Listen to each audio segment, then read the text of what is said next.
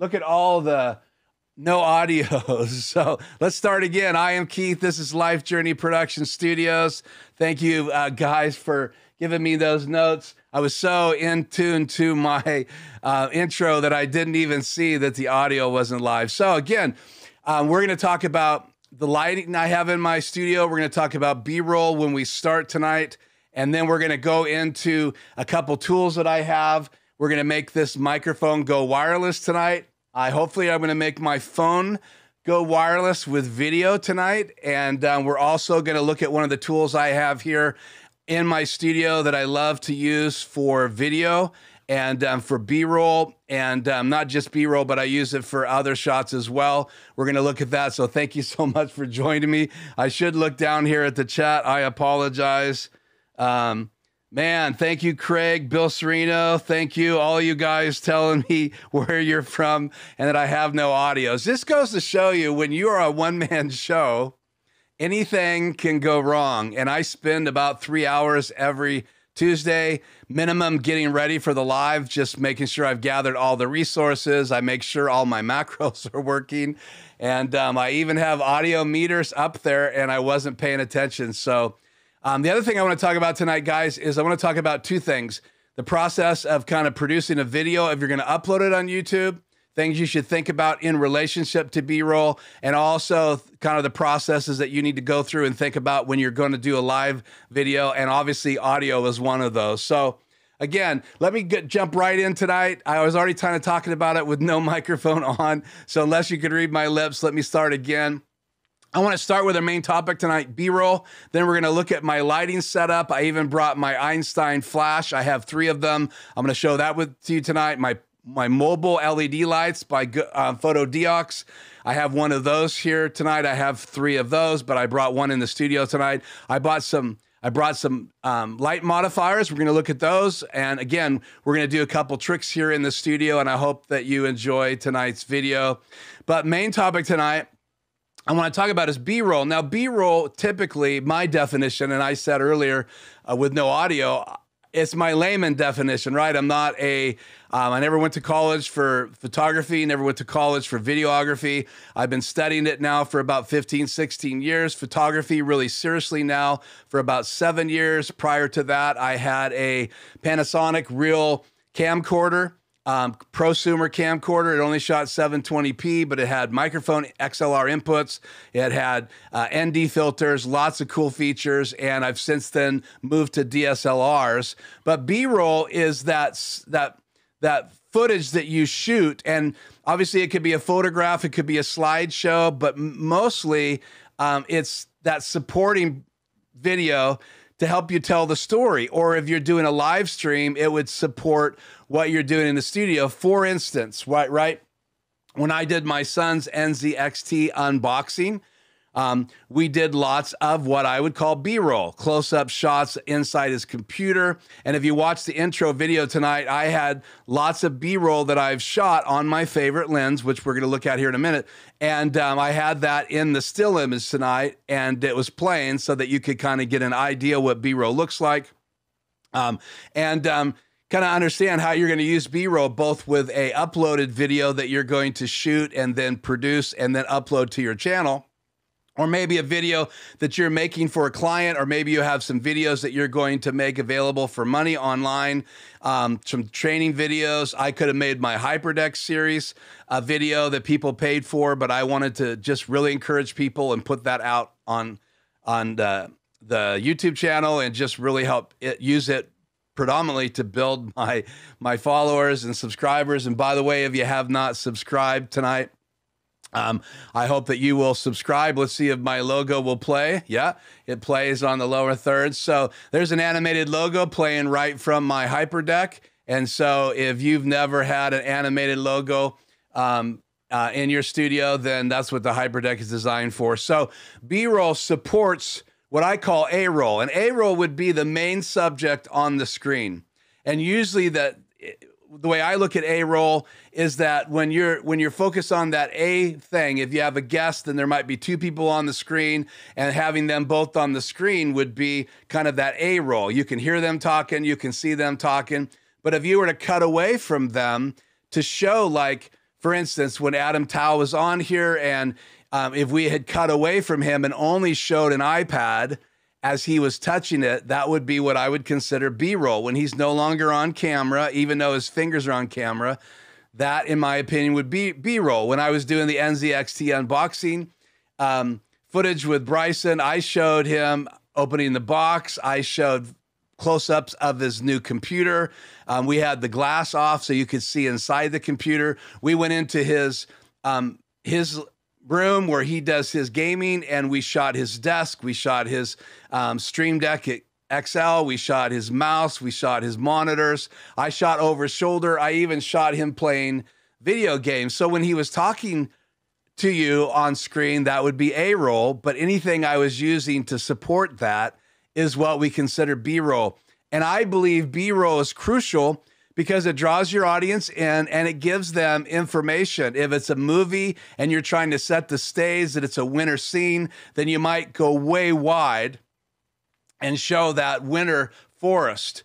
Or you might have a snowshoe rabbit jumping through the snow as your opening sequence. And then slowly you have another shot of the rabbit running under the tree wider. And then all of a sudden you either pull back or you could do a boom shot of it going up and back. But again, that would all be B-roll. But in reality, that opening shot, that rabbit would be the subject at that point. And you could actually consider that be an A-roll. If you cut to his footprints behind him in the snow, with him off the screen, that rabbit, then that would be considered B-roll. So I hope that helps you understand what B-roll is. Now let's talk a little bit more tonight about why I think it's important. And I've already shared a little bit about that. One, it really helps draw the viewer in, and it captures their attention. The last thing in reality that I would want to watch when I'm on a live stream with someone is just the person talking the whole stream. And I know that, I appreciate that. That's why I always want to bring things in my hands or show you different camera angles or show you something in the room or talk about a product and get hands-on, because we need to be engaged. We need to draw people in. Secondly, B-roll supports, like I said, the subject. So where they are, what they're doing, what the circumstances are. And so if it's a horror flick, there's going to be music and maybe shaky footage or spooky footage, low light footage. There could be a light that you would cut to that's swinging back and forth, and it's really yellow, kind of scary light.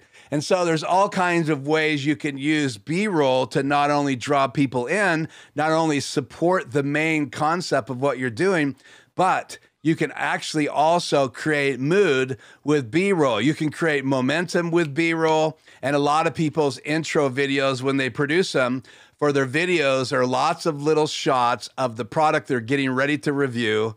And sometimes you'll see them in that footage before they go live or before their video starts the actual review, or they may not be in it at all. The subject may in that video be the camera that they're going to talk about, or be some product they're going to talk about, and they become secondary to that product. And once you put them on screen, now they're the main subject.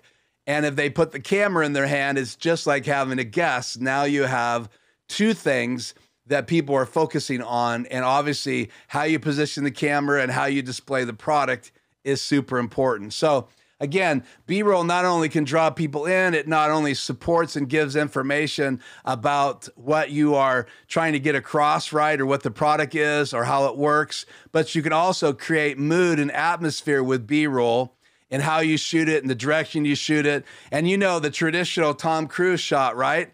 It's almost always an upward angle because he's not as tall as some of the other actors. And if he's the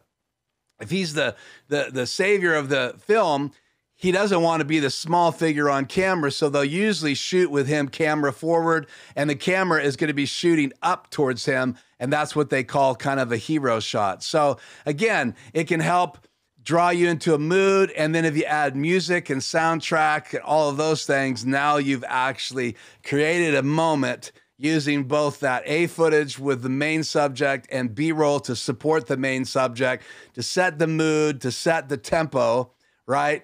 And help the viewer be drawn in. The other thing I want to say about B-roll, and if you can remember one thing today, besides it's to support and help understand better the main subject, it also is very important that you don't change directions. You want to kind of keep the flow with your B-roll. If you're going to do back-to-back B-roll clips, then it's very important for you to stay going the same direction. For instance, a car chase scene is going technically on camera from this side to this side. Well, the next shot, you wouldn't want to go from this way to this way, and then from this way to this way. Or if you were shooting down on the shot, you wouldn't want to come this way. They actually say that you want to stay in this area. If your subject is right here, then you want to move your camera from this side to this side to this side, and never break this plane unless you change scenes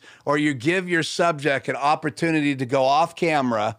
And then you could then shoot from this side. So again, imagine this being a flat surface that I'm in, and you're looking down at a grid, and you've got your two people you're interviewing right here. You want to be really careful if you have camera A right here shooting towards them, and then camera B's over here as a wide shot. You don't want to put a shot over your head and back. And even when people do that in their live streams and they shoot down from on top, it really sets you, it doesn't set you at ease. So unless you're trying to create tension or create a distraction or make people uncomfortable, then you always want to try to stay on that same side. And you also want to try to keep the action going from one way to the other. So for instance, someone bounces on a board and dives in the water. Then when you would show them swimming in the next shot, you would have them swimming in the same direction. Again, they dove like this into the water, and then when you show them swimming to the shore and getting up, so you'd literally have to either shoot from the other side of the pool or be in the water to show him climbing up. What you wouldn't want to do is cut over here, shooting back at him, climbing up out of the water after you shot over here, over here, of him diving in the water. So if that makes sense, I'm trying to show you on the screen. So again, it supports the main topic. It can create more information about what's going on. It can set the mood. It can help you create tension, or it can help you create flow and tempo. And then also if you add music, it can create that tension as well, and that atmosphere that you're trying to create. And then you want to kind of make sure that you keep the viewer engaged by how you cut from shot to shot. And so when you're doing B-roll and you put together, like I've seen on many sites, coffee montrose or coffee, what are they called? Coffee, whatever, montages.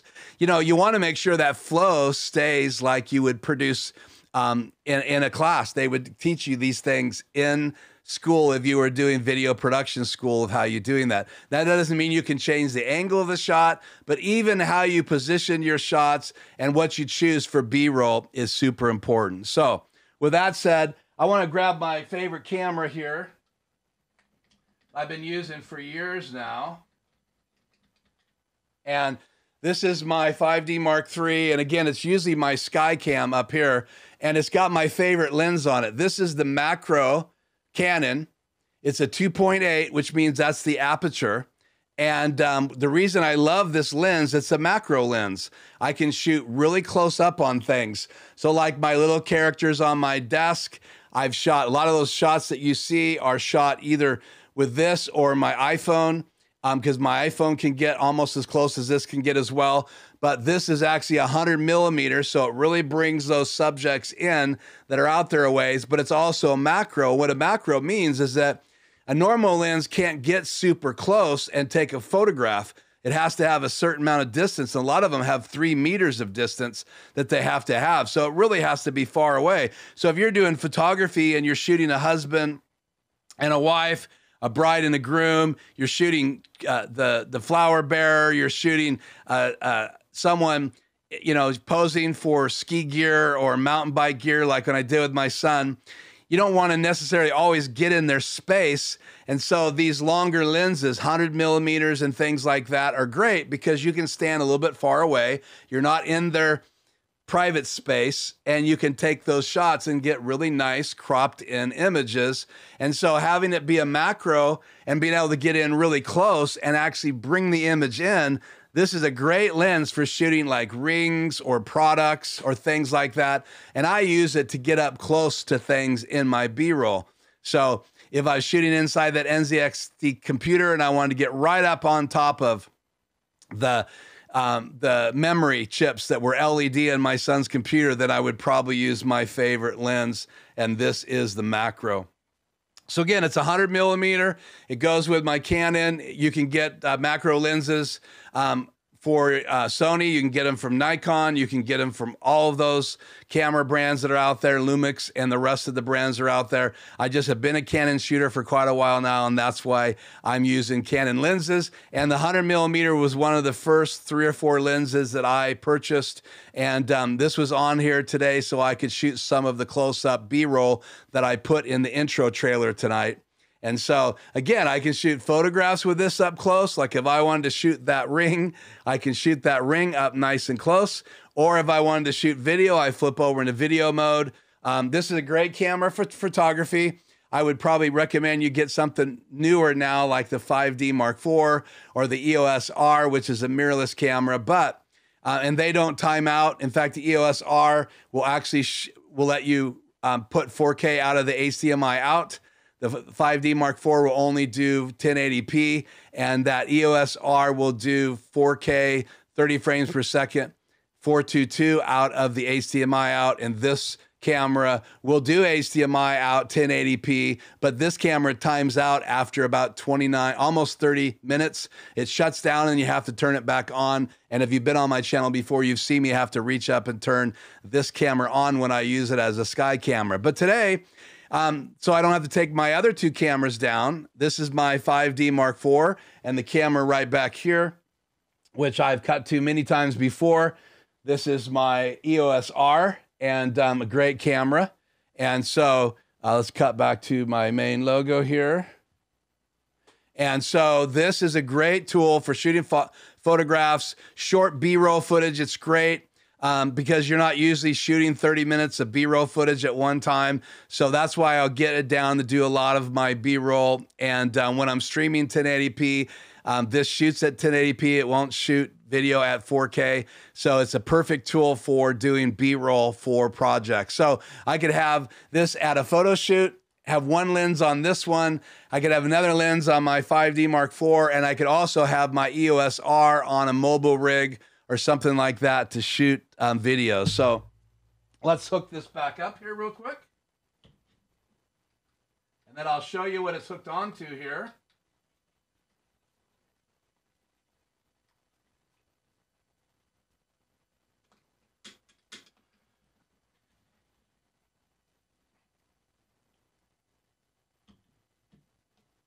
One moment.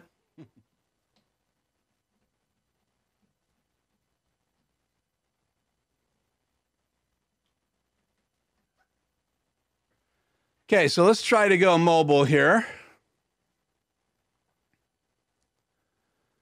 I'm going to bring up this app, and I'll talk about it here in a minute. Let me grab my phone here. I'm not going to be able to look at the chat here for a few seconds. So, again, thank you guys for being on. I see Bill again. I see Freddie. I saw Craig on here, and I appreciate you guys being on live. Let me switch over to the Air Mix remote app, and this should come up here in a second and refresh, and you guys will be able to see my ability to use my iPad as an input in my computer, and then I can cut to that input. So I'm going to do that right now. It's in channel 6, and here is my iPhone. We can go remote. So you guys are just going to be listening to me a minute. I could switch to Supersource, but I'm going to do that here in a second. But this is actually my, let me put on a little bit more light here. So this is my Eldochrome slider right here. Hopefully you guys can see this. And it's got this module on it that is for adjusting the camera. That controls this mount right here. I'll give you a look at that mount. And that hooks right on top of the slider. And what's unique about this slider,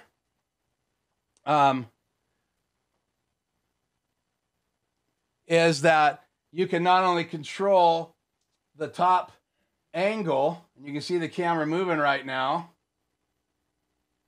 and you can program that, but you can also, with this module, you can make it slide back and forth. And I can set the speed and I can set the tempo. And again, this is the first version of the Elgato slider. And you can mount that on a tripod or you can put it on the desk. It's gonna hit my microphone here, so I'll send it back the other way.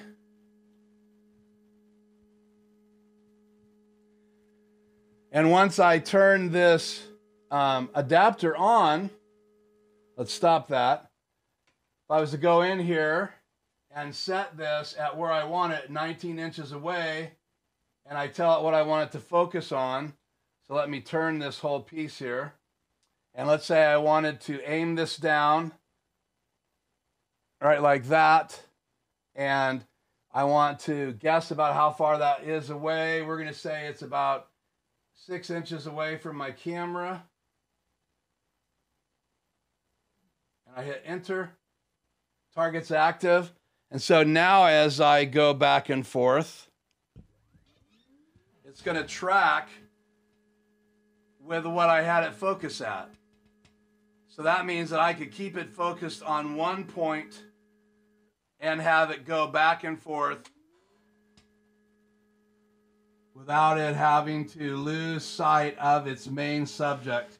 And this is a great tool for things like shooting. There's a famous scene in the Batman movie where they shoot behind Batman and they do a slider shot. And you see slider footage in videos all the time. You can do a slide shot now with a drone, but these type sliders, and this is one by Elgato, they were a European country. They now have United States distribution out of Florida. I started using their equipment years ago because I was looking for a slider, and this thing's designed so it'll go further than its width. So when you put this on a tripod, I'll flip back to this real quick. When you put this on a tripod, right, this piece right here, and it's too heavy right now to show you, but I'll post a link here tonight. This piece stays put, and this thing will go all the way to the right, all the way to the left, and it actually extends its throw. And that's hard to show you and illustrate right now tonight because I have both adapters on it. Those are accessories, so one lets you target an item, and the other one helps you go back and forth, and you can set how quickly it accelerates. You can set how fast it goes. Now, it is pretty loud, and they do make quieter sliders, but I had this mainly for B-roll, or I would be, that my talent would be mic'd up, and I wouldn't have to worry about the noise getting through to whatever was live. But in the studio, if I was trying to use this live, you can actually hear it whine. And I'm sure you guys heard that. Let me know in the notes tonight if you did see that. So the 100mm lens for B-roll, right? Shooting with my Canon 5D Mark IV, 5D Mark III, or my EOS R, it doesn't make any difference. I also have a DJI action camera that will shoot up to 4K. I also have a DJI Mobile version 1, and it's a little gimbal. It's got a double gimbal on it, and it'll shoot up to 4K. But just keep in mind, those are very small sensors, so they do not do good in low light. But if you're shooting in broad daylight, they can produce some pretty incredible video. And I've shot video at waterfalls, and it's easy to climb down rocks with that gimbal and keep things stable. And I've used that many times. So not only is the 100mm a really important tool for me, the Elgato slider off and on. Now, it takes a little bit of time to get it out and set it up, so keep that in mind. Anytime you invest in anything that's going to take some time to get it out and use it, keep in mind that that may limit you on how often you get it out, because I have not used my Elgato slider that often. They have a couple newer versions. They've perfected it over the years, but I invested quite a bit of money in it originally, and it still works great, and I intend to keep using it just the way it is. The newer versions you can run off of your phone. They even have a little desk one that you can set down on a desk, and it has wheels in it, and you can actually have it rotate around the desk and stay focused on the item. And I know of one YouTuber that I follow that actually purchased that as a tool so that he could have better footage of his leather work. And he has that in his studio and uses it on his channel all the time. And I'll put a link to him tonight below this video as well. So you can go check out his channel and how he uses it with his channel that he talks about Leatherworks. And pretty incredible tool. So there's tools out there. This is not the only company that makes a slider that will do auto right and left. And you can actually use it to zoom in as well. Usually you do that on a tripod, and then use the head attachment that I have. And they have a little attachment that tilts up and down. And so you can hook that on so you can have the tripod going downhill as you zoom in. If not, then you will, if you're too far away from your subject, you're going to see the slider itself in part of your shot. And that's why they have that attachment that they offer to get you up from the slider and give you the ability to tilt forward and back. So pretty incredible tool. Eldacron makes a number of things. They make follow focus rigs. They make lots of tools for you to use for video production, and you can even use them for photography as well. So that, again, those are two of the tools that I use for B-roll. B-roll is super important when you're going to produce a video to upload on your channel. It's really nice to support what you're talking about with B-roll footage of that item. And so even having this mobile camera out tonight gives me the ability to show you guys. There is the app right there on my screen, and you can see the ultimate view. I can change between camera 1, which is my iPad looking down at my desk, and camera 2. My iPad is plugged in right here with the toggle, and that goes around to the back of my desk, and then it plugs into this channel right there. Here's the cable following it around my desk, and it comes in and around and right in there in my iPad. So this gives me the remote ability to have a mobile camera. And so what we're going to do right now is I'm going to take you through the studio after we fire up this microphone and talk about that product. And we're going to take a look at the different lights that I use in my studio and a couple I use when I'm not inside the Life Journey Production Studios. I'm doing stuff, work in my garage, in my light setup there, or I'm out doing a remote shoot, either photography or videography. We're going to look at both of those lights here real quick, so stay with me. Let me set the phone back down. We'll jump back into the chat and back into my macros.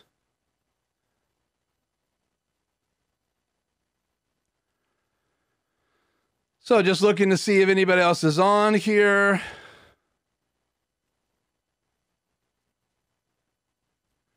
There's not really a standard. I'll cover this question here real quick. Bill asks, when you're filming an interview of one person, is there a standard angle on that person for B-roll?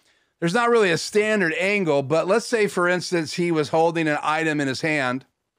And one of the shots that you'll see a lot when people are talking and doing interviews is they might be reading something. And I would recommend that you never break that plane and get behind them. I would recommend that you would be shooting still inside that area, right? Your main camera shooting at the interviewer, like this main camera shooting at me. So you'd probably come from just this side and shoot macro down at what he's reading. And the reason I say like 100mm macro lens is because you're going to get right down and be able to see the letters of what he's reading.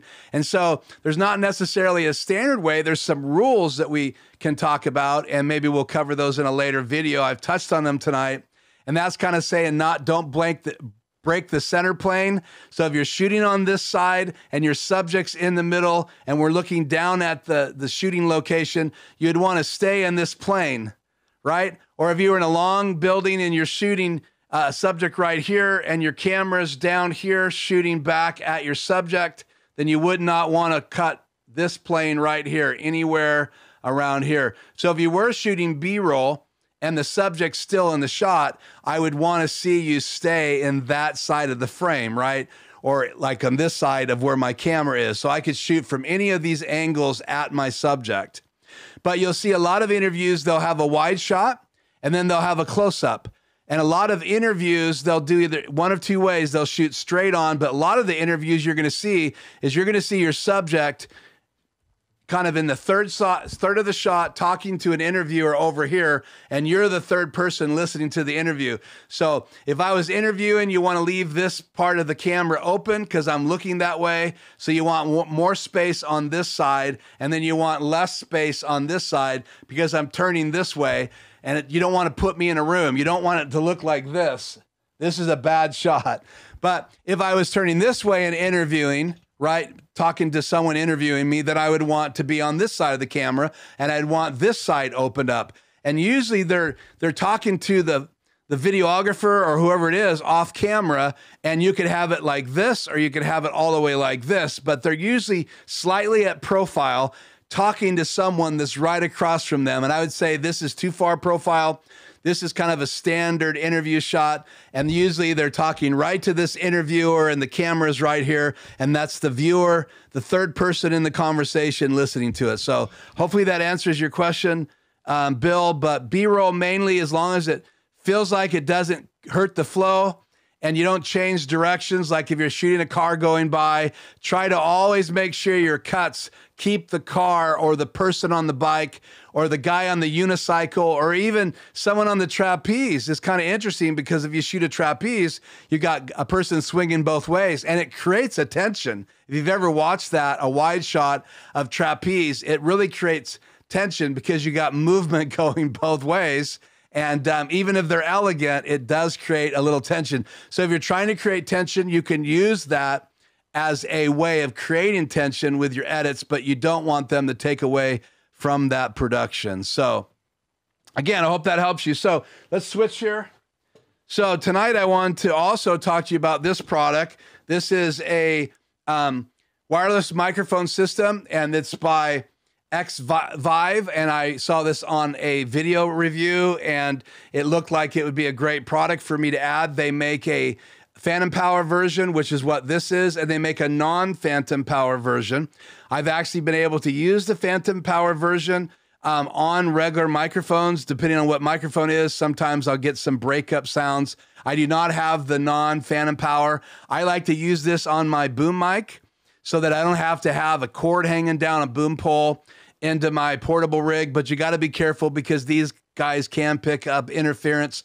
So I almost always use a wired mic in case, a lapel mic in case, and I also use a boom mic. So I have 3 different parts of the audio, and trust me, I have paid the price when I've used one microphone and I got interference or static, and it's nice to have a wired way of getting the sound. So let me pull this out of the box. So it comes with a little power supply and a USB charger, and it has 2 ends on it. So let me show you that so you can charge both of them at the same time. So this plugs into the little charger, and I charged them before tonight just to make sure that they're powered up. And then this plugs in to the side of them, and here they are. So you've got one for receiver and one for transmitting. And so we'll pull these out one at a time here. This one right here is a transmitter, and this little cable would plug right here in the side if I was going to charge it. Right, see which way we're going, right here. And then I could plug it in the other one, so we'll grab it. This is the receiver, and that would charge the same way. Plug into it like this. And then you plug this in the wall, and you could charge these. And so it comes with a charger. They have batteries built into it, and that's one thing that people have said that they're not really excited about. You can't pull the batteries out, but I'm sure you could send these in and have the battery replaced. But for the price, I think they're a great deal. So you would plug the transmitter onto your microphone. So this is a Shure Beta 58. And then you'd plug this into your board. And when I'm moving around the room or recording at the table, I use a snake. This is plugged into the back of my Rodecaster Pro, and I'll show you that here in a minute. So my channel 1 is taken up, so my channel 1 in here goes to channel 2. So we're gonna plug this right here into the snake. So it's plugged in, so this will receive the transmission, send it down the wire into channel 2 on my board, And in a second, I'm going to turn off channel 1, which is my Shure SM7B, and we'll switch over to the Beta 58 here. So then you would turn this one on, and the power switch is right here, and you have about 10 choices for different frequencies. So you definitely want to put your headphones on and listen to the frequencies. So it's just a toggle on and off, and I've turned that on. We're going to throw that down here on the floor, because that's just going to pick up our signal. Then we're going to go to the one that I have attached to the Beta 58, and I'm going to turn that on. And then there's a phantom power button right here, and it lights up, and then the lights go away once it's transmitting. And so now I can unmute it. Testing 1, 2, 3, and you guys should have good audio. So let me just listen to what it sounds like real quick with my headphones, because I do not have my room speakers on. So there you go. I do have effects on this coming from my Rodecaster Pro. So I have the big bottom feature on. I do not have the Oriole Exciter on, but that's coming in the channel 2 of my Rodecaster Pro, and now I'm mobile. So what I can do now is I can take my headphones off. I can actually cut you guys back to the mobile camera. So let's do that. Get back out of YouTube on my phone, go back into the app, and it takes it a minute to fire back up. It kind of goes into a sleep mode.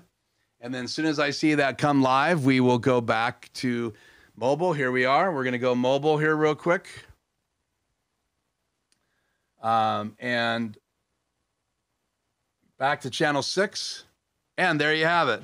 So here's the little box, and here's the microphone up close with the attachment on it.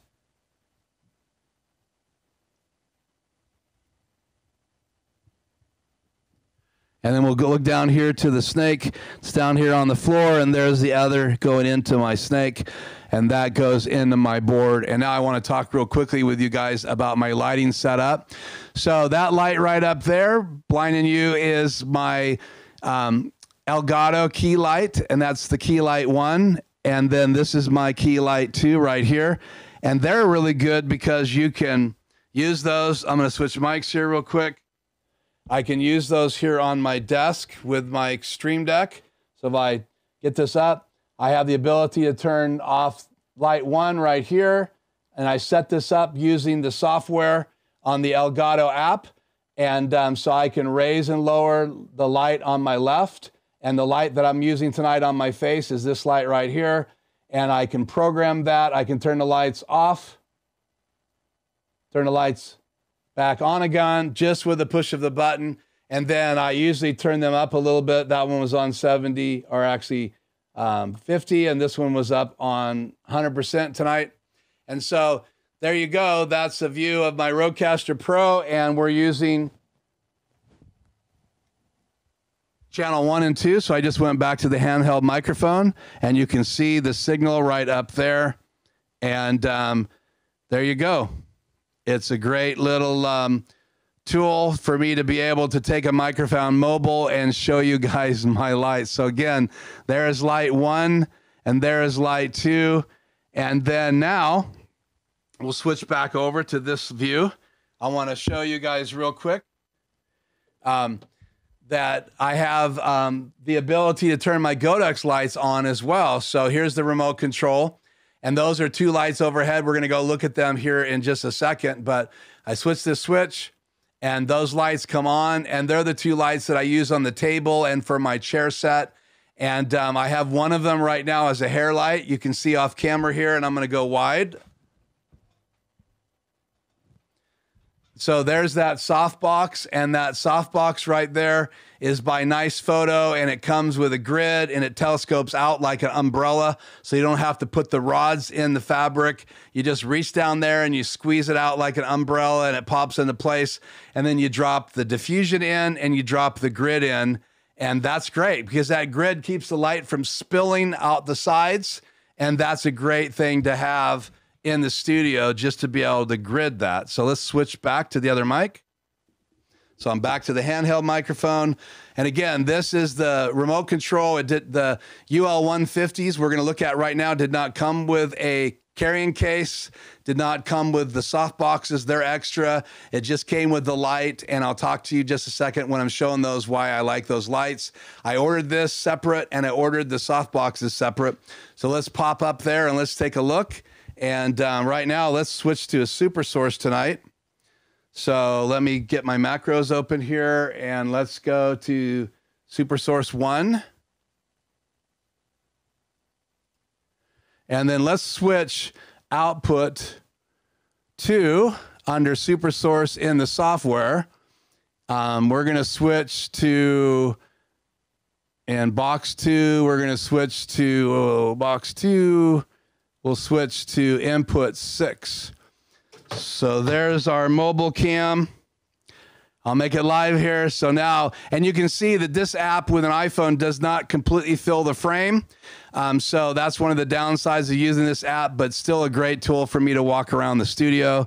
And so there is the Godox light, and it's the UL150, and it's got a giant heat sink on it. Let me turn the main lights on here. My main studio lights are on now, and so you can see that it's got a big heat sink on it. And that means I don't have any fans, so they're hanging from my ceiling from those mounts.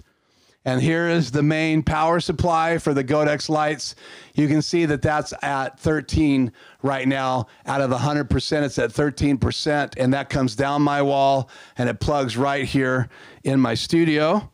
And here's the soft boxes, so I have 2 of those. I have this Godox right here, and I have this Godox right here, and I have it aiming at the back of my head for a hair light. And here's a close-up of the grid. And then under that grid is 2 layers of diffusion. And so I could pull this grid off. I'm not going to tonight, but that's the nice photo softbox. And I have 2 of those, and I have 2 UL150s here in the studio. And then up here, I have these on a Manfrotto auto pole. And so it's just sticking between that wall and that wall. And then I've got some Manfrotto super clamps. I'm holding them up there, and then they come down and plug in on the wall right here behind these curtains. And you can see all my power down there and all my cords. And so those are UL150s, and they're RGB color, and as well as white daylight, and I can change the temperature of those, and they're at about 80% tonight. And I pretty well leave those on just the way they are. So that's one way I light my room. I also have this lamp and these LEDs back here. Hopefully you guys can see those LEDs. And they come all the way down to the floor, and then they wrap around this plant.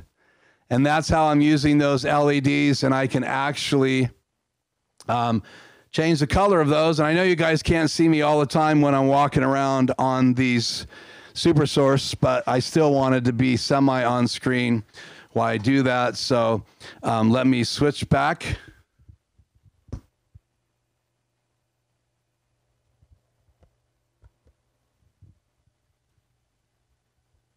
So I'm back on my desk microphone. And so that is the main lights I use in the studio. So you have the 2 Elgato key lights, then you have the 2 Godox UL150s.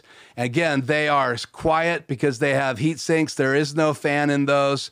The Elgato key lights are quiet. I never hear those lights.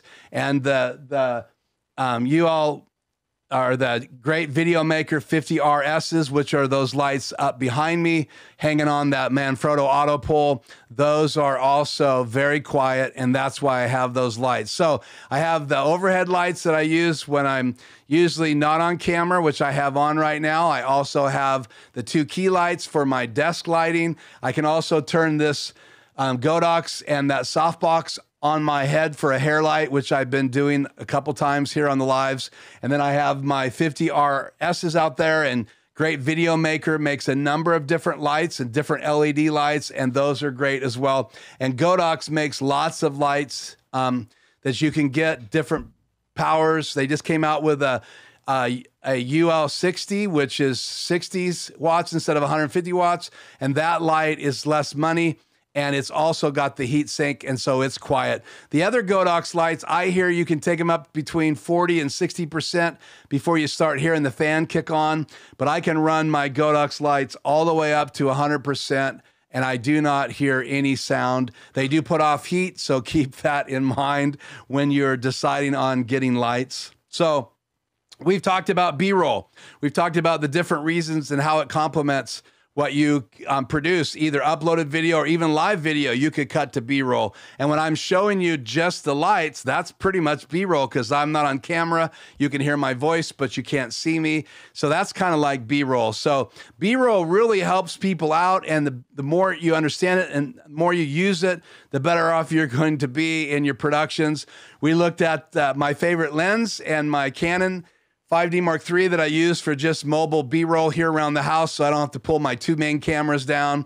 But when I do a mobile shoot, I take all my cameras down and I go. And then I have some portable gear too. Let's look at that. So I have a light stand behind me. I'm going to bring that into camera. And I'm going to go back to the handheld microphone because it's just easier to stay with you audio. Still should have good audio. So I'm going to get out one of my flashlights now, not a flashlight like you'd use to see the ground, but a flash. Because when you're shooting a photography and shooting people or doing a still image, like a lot of times people will use these lights to do stills, and they can also use them for video because they have a lamp in them. So this is my Einstein, and the guy that invented this light, Paul C. Buff, passed away a couple years ago now. My heart goes out to him and his family, but they're still building these lights, and it's called the Einstein, and this is kind of their premier light. And I'll take the lens off of it here. It's a lens cover, and that's designed to protect the little glass ball here. This is designed to diffuse the light. And so inside this, it has a flash bulb and a regular bulb.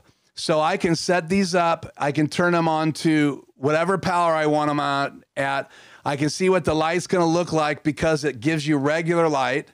And you can change the size of the bulbs in here. So if you are using like a mobile battery and you don't want to have all your battery power go right away, then I have an extra set of bulbs that I can switch into here, and I can then go to like a 25-watt video light. And so you can light the subject up with a softbox and see what it looks like, and then you would snap the picture and it will flash.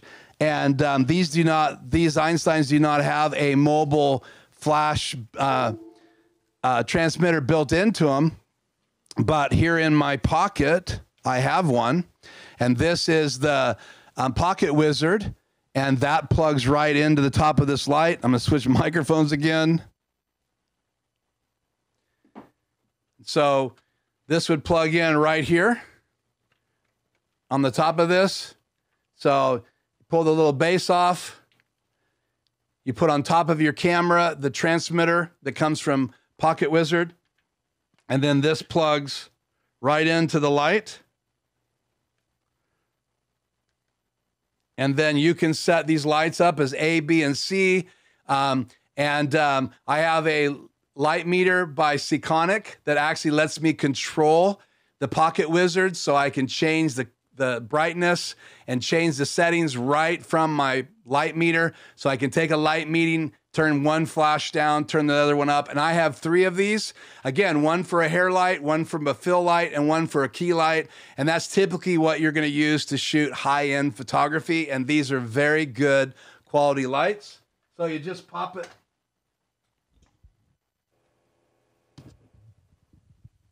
Just pop it right here on the light stand.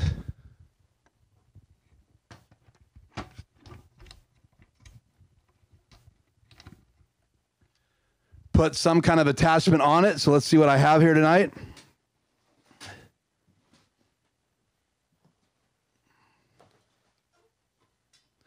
So I have a regular reflector, and these are round. They go on just like this. I want to knock it over.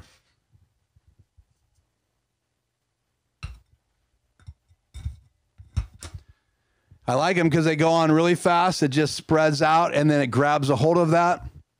I have the bigger one. This is for more of like a spot. So if I wanted to do a flash and give like a train coming, really bright light, very, very intense light, that's what this would do. If I just wanted a spot to go behind an athlete, like a spotlight was on them, then I'd use this overhead shooting down. I also have an attachment that lets me put these grids. This grid right here is similar to the grid that's up in my light above. What this does, it keeps the light from spilling because the light has to go through these little holes. And when you slide this in, let me grab the attachment here.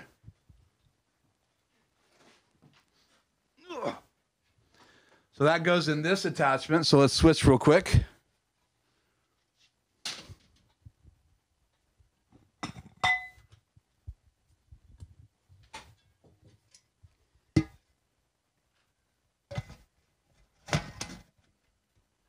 So then I would just take this grid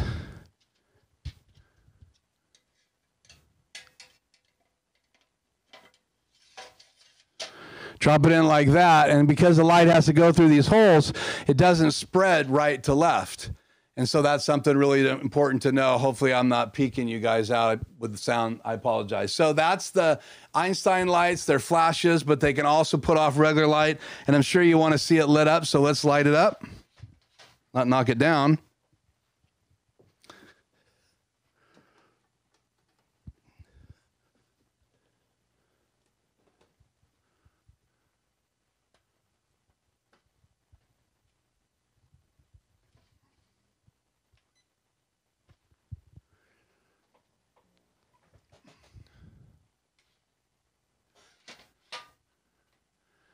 So there you go. And that's in regular view mode, so I could put that on. That's a warm light right now. I could put that right on the talent, and I could see what the light's going to look like. Sorry about that. Normally my phone is on quiet. And so that gives me the ability to see what the light's going to look like, and then I can hit flash. And so I can turn this light around and actually hit the flash test. Watch your eyes. So there it goes. I have it set very low so I could demo that tonight. So that's the Einstein lights used for models. I've actually used them to shoot video before because I can turn the regular light on and I can turn it up to 100% brightness. And so I could actually use that as a video light. These are warm lights, so keep that in mind. They are not LED lights. They have regular bulbs, and they can get very warm very quickly, so keep that in mind. So we'll turn that off. Oh, I want to show you how cool this LED display is before I go. So you have this really cool LED display on the back, and it gives you all the information. You can switch to these different screens and change the temperature of the bulb, change the temperature of the flash, and it's just very, very intelligent light. And then, like I said, with the Pocket Wizard on it, I can put the attachment on any one of my cameras, and it works with any camera brand. You can buy a Pocket Wizard set for Canon, for Sony, whatever you shoot with, and then you can buy a Sekonic light meter that has the ability to control these type receivers as well, and you can fire your flashes, and that speeds up the process of not having to run over and change the setting on a light when you can change it all with one device, and that's exciting. So let's turn that off, unplug this.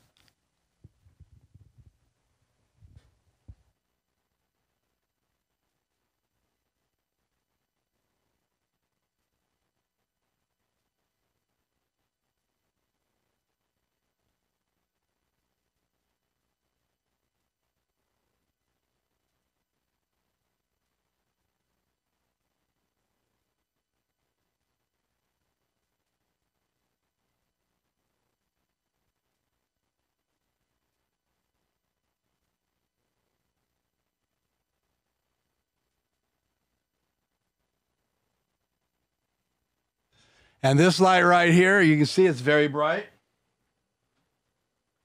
This is my Fotodiox portable light. I have 3 of these, and it's the LED 200 watt.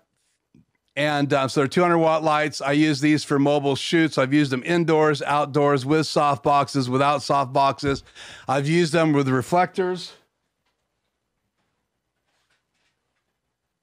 And obviously you have attachments like this that have barn doors.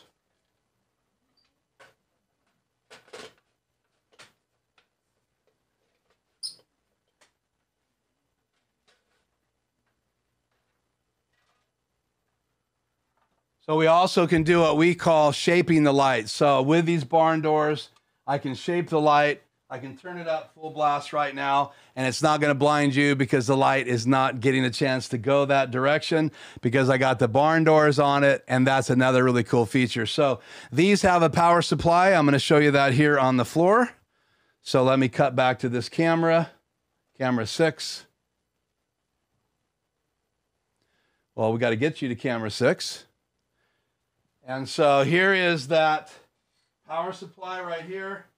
And you have the ability to turn it up and down, on and off. And then it's got a MIDI cable that goes up and hooks on the light right here. And that goes back into this light. And there's a close-up look of the barn doors. And then when we turn this off, you can see it's just a big, gigantic LED bulb right there. And the barn doors just attach onto that fitting, and this is what they call a Bowens mount, and the mount that's on the Einstein is their own proprietary mount, and it is right here. I dropped that. It is right here, and it's spring loaded, and it just grabs right here with those little teeth, and you can see those teeth right down in there, and they spread out and grab a hold of the reflector. And there's a close-up of that diffuser that gives you nice soft light on your talent.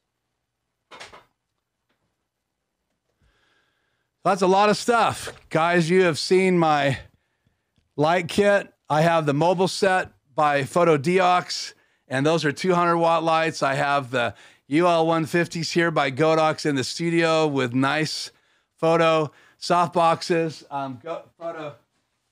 Fotodiox has some pretty nice softboxes. Here's one right here that I use when I'm shooting mobile.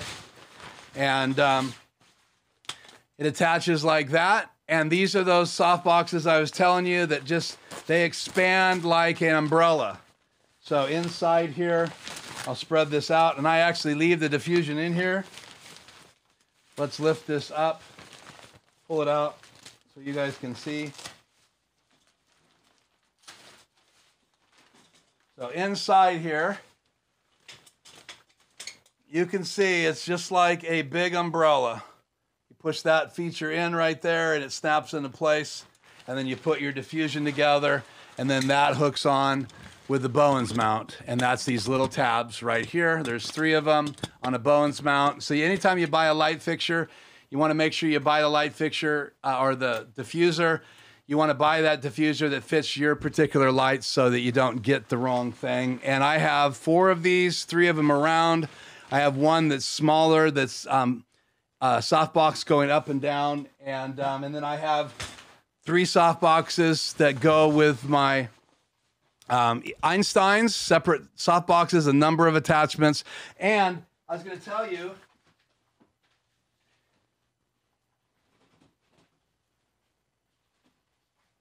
you can even use gels. So this is designed to fold in half. This one I haven't used yet, so I'll go ahead and fold it for you.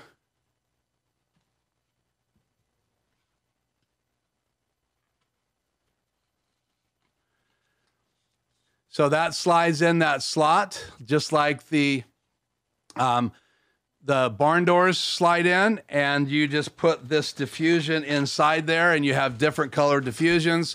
So if you want to go from regular light to colored light, I have this kit of all of this different diffusion material, and then I can make the colors that I want. You can mix and match them, do more than one, and that's designed to go in there too. So that would be for setting the mood. If I was doing a shoot and I just wanted a warmer light, these are daylight balanced. Everything I use is daylight balanced. And so if I wanted to make it more warm like candlelight, then I would just use a diffuser inside one of those mounts. And so again, it's a lot of stuff. We've looked at the wireless kit by X-Hive. We've looked at my Godox UL150s and then nice photo soft boxes. Just took a look at those. You saw my Einstein and some attachments to it. You also saw my Fotodiox 200-watt LED lights, and those are used for mobile commercial shoots and things like that. I can even use them for photography if I want. You don't have to have a flash.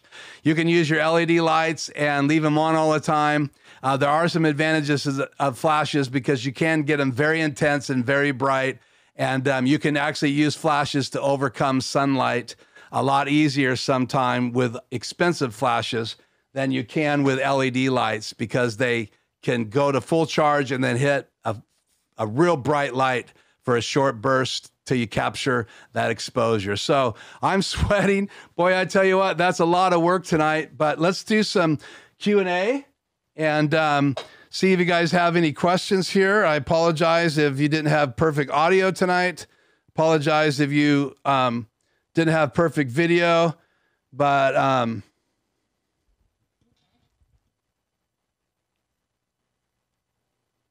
yeah, I will cover, Bill, the settings I used in my Rodecaster Pro. Again, I highly recommend it. I have another client, actually Adam Tao from Mix Effect, just bought a Rodecaster Pro. He emailed me a couple nights ago and said he got it on my recommendation. So it should solve a lot of his audio problems in his studio, and I would be happy to cover those settings in a future video. Even though I will say that my Rodecaster Pro videos haven't been super popular, but that's not why I do them. I do want to continue to educate, and I love the equipment that I have here in the studio. So the app you're using with your iPhone is the same you use when you have your iPhone connected to the HyperDeck. No, I use, when I have it connected to the HyperDeck, Freddie, I use the app Filmic Pro, and it's just a really good, lots of feature video app. When I want to be remote, when I want to plug in my iPhone or my iPad and have the other iPad or iPhone mobile, then I use that Live Air Solo remote. They have two versions of it because they've kind of changed their name. So if I go on my phone right now to look at that app, it's Air Mix Remote and Air Mix Solo now. And you can get those on the App Store for your iPad or your iPhone. And I use that so that I don't have to buy a Mars connector. If I just want to show my studio, I'm going to use that Filmic Pro and plug it into my HyperDeck. And Freddie, tonight I wasn't plugged into my HyperDeck. I used the HyperDeck because it's already taken up slots. Tonight I'm actually plugged in to channel 6, which I also use for my DJI bridge. So if I want to bring a guest in, I haven't used it yet to bring a guest in from outside. So I have that cable unplugged, and then I plugged into it tonight, channel 6, instead of my HyperDeck, because I do have that one available channel.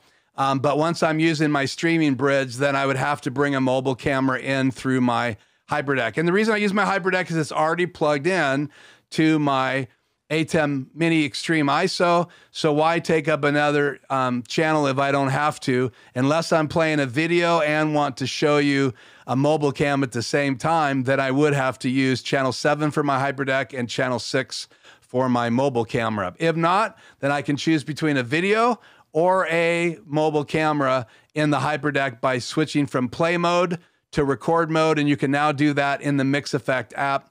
And you also, in the Mix Effect app, can switch cards, which is great because I can't switch cards here.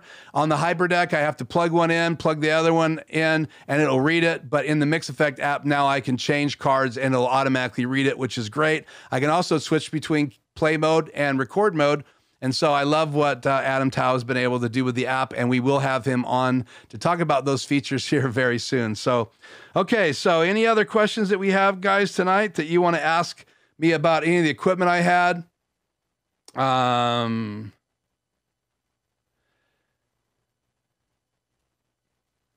Other than everybody telling me I'm muted, I saw the question from Bill about the audio being clean, and I will cover those settings in a future stream. But maybe if we don't have any other questions, I may cover it right now tonight because I do have the mobile camera set up. So any other questions about some of the other gear? It's good to see Photo Call Events from the UK. That's awesome. Thank you for letting me know where you are. I'll just have to call you Photo Call Events for now because I don't know your proper name. But thank you for joining me. And if you have any questions, about these items. And then guys, if you watch the video back or you fast forward through it to watch whatever section you're interested in and you have a question, I will be happy to answer those. I'm answering questions all week long as often as I get them and as quickly as I can respond to those. So please feel free to do that. But we've looked at some lighting. We'll talk more in the future about how to use lights more strategically, but I wanted to show you all the lights I'm using. To have good video, you have to have good light because you are shooting light. If there's no light on me, it just doesn't look as good. And so no one wants a video that looks like that. So my suggestion is that you work out your lighting situation in your studio. And if you're going to go mobile, work out your lighting and have all the lights that you need, or you have to limit the way you're shooting. Now I have those 200 watt lights because of shooting outdoors, but they also have 300 watt lights and brighter. And then they have spotlights that you can get. And they also have attachments for traditional LED lights to help you be able to have more control and create more of a beam of light. And that's what's really cool about some of the new lights by Godox and the attachments that they have. None of these videos are sponsored. All of these items that you see in the video, I have paid for. I've never received a free product yet. I have been approached, but I haven't taken any of those free products. So all the stuff that you see, I purchased so I could run my company, as well as do live streams here in the studio, plus upload videos on YouTube. So cool. Well, is there any other questions? Hopefully I'm not missing any. Let me bring up my iPad and see if there's some on here. Man, I thank you guys for being on. I absolutely apologize for this video starting muted. I'm not sure if I'm going to use the one I'm recording to replace that one with or not. I might do that and let people know that watch the live version that they can go over and watch a private video, but the link, if they have the link in the video, in the notes, they can click on it even when it's private. But I hope that this has helped you guys out. I hope that you guys have learned a little bit more about how you can do some tricks, like take a regular microphone and make it mobile in your studio. Because this is great on a boom mic for moving around here at the desk. But if I want to walk around, this is great. A great microphone I've had. This is what I'd normally put on an artist on stage to sing. And I wouldn't probably use it wireless. I'd probably use it with a power cord, but I could also make it a wireless microphone for a speaking event. And this is one I use when I'm speaking anywhere, so I can be remote and not have a cable that I'm getting tangled in. So we looked at that. We looked at the Canon 5D Mark III with my favorite macro 100mm lens. And that's the L lens by Canon, and it's a great lens. So check that out. They have other macro lenses as well, but I love the fact that it brings whatever I'm shooting in, and it's what most bug shooters love as one of the best photo lenses for shooting bugs, because it's 100mm and it increases the size and gets the picture they're looking for. So macro lenses are hard to focus, so keep that in mind because they get up close and personal. So you usually want to be using a tripod. I can even do super slow macro photographs with my Eldachrome slider. That's another reason I got it. So I can set it for macro mode and it will automatically snap pictures. So I could set it in front of a hummingbird nest, and I could set it to go from right to left and follow the hummingbird nest, and I could have it shooting photographs every few seconds if I wanted to. And the movement is so tiny, I'll get perfect macro photographs as long as I have the bird nest and where I want to shoot the hummingbirds in focus. And you always have to keep focus in mind. So guys, lighting is super important when you're doing video. It's not just the camera you're shooting with.